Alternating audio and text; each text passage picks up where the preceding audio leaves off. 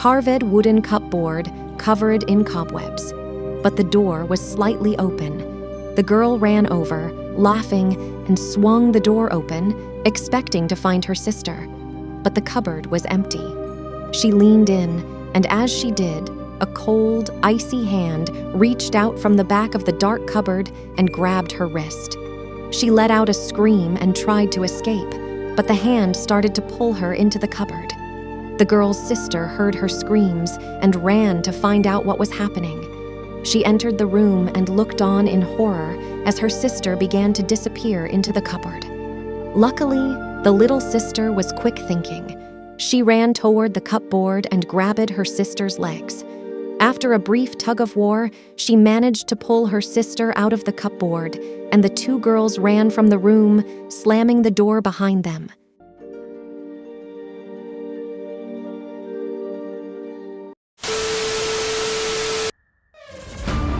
Thank you so much for staying with me to the very end of this spine-chilling journey.